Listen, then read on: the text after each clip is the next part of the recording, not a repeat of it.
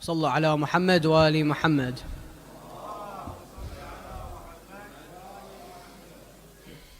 عظم الله أجورنا وأجوركم. السلام عليكم ورحمة الله وبركاته.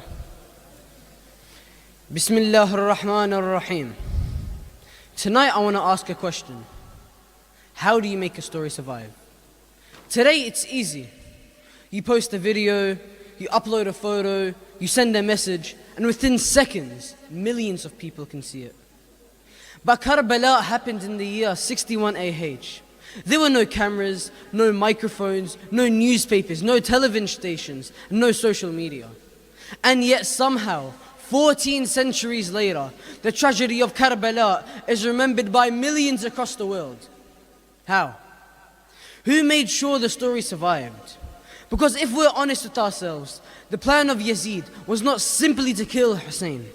The plan was to erase Imam Hussein. There's a difference. Killing someone removes their body. Erasing someone removes their memory. Yazid wanted both. He wanted Hussein dead and he wanted Hussein forgotten. But he failed. And the reason he failed was because after Hussein came Zainab. And after Hussein came Imam al-Sajjad alayhi salam.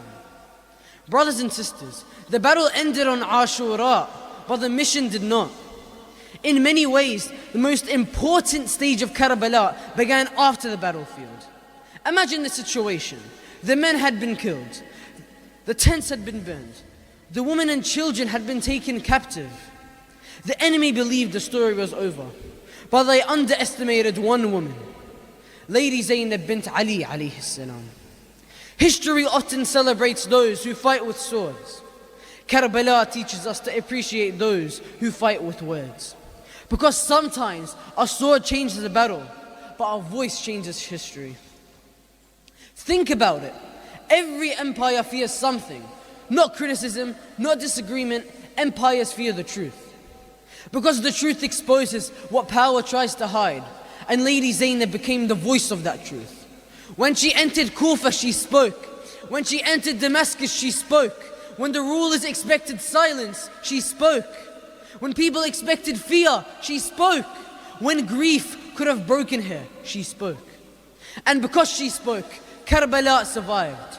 Brothers and sisters, one of the greatest misconceptions about courage is that courage belongs only on the battlefield. But no, there's another kind of courage. The courage to speak when remaining silent is safer. The courage to defend the truth when nobody wants to hear it. The courage to stand in front of power and refuse to be intimidated. That was Zainab. And beside her stood Imam Ali ibn al-Hussein al-Sajjad alayhi salam. A young Imam, physically weakened, a prisoner, surrounded by enemies. Yet he understood something extraordinary. If the message of Karbala was to survive, somebody had to preserve it. Somebody had to teach it. Somebody had to pass it on to the next generation. And that became the mission of Imam al-Sajjad alayhi salam. And this is what amazes me about Karbala. The enemies possessed everything. The army, the government, the wealth, the influence.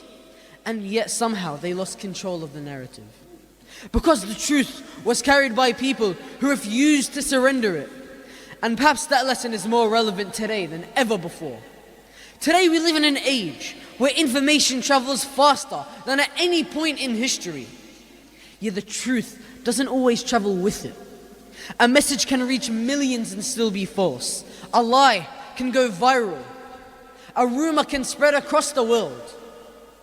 And so the question Ashura asks us tonight is not simply, will you stand with Hussein? The question is, what will you do with the truth once it reaches you? Because Zainab teaches us that hearing the truth is not enough. You must carry it. Imam al-Sajjad teaches us that knowing the truth is not enough. You must preserve it. Every generation has a responsibility. The responsibility to pass on what matters. The responsibility to defend what is right. The responsibility to ensure that truth is not buried beneath noise, fear, or convenience. And perhaps that is why we're gathered here tonight. Not because Karbala survived by accident, but because history simply remembered it. And because a woman refused to be silenced, and an imam refused to let the message disappear. Hussein gave the sacrifice, Zainab gave it a voice, and Sajjad gave it a future. And because of them, 14 centuries later, we still say As-salamu ala al-Hussein, was-salamu ala Zainab bint Ali, was-salamu ala Ali ibn al-Hussein, al-Imam al-Sajjad alayhi salam. Bismillah ar-Rahman ar-Rahim. They took the men, they thought all hope had died. The swords were raised, the martyrs sanctified. They burnt the tents beneath the darkened sky and thought the name of Hussein would slowly die. But Zainab stood and shook a tyrant's throne. With truth alone, she stood through all alone. And Sajjad carried through each tear and scar the light of Karbala, both near and far. They thought the battle had ended on that day, yet through these two, Karbala found its way. The swords were lowered, but the message grew, and 14 centuries later, it still speaks to you. Wassalamu alaikum wa rahmatullahi wa barakatuh. Salawat.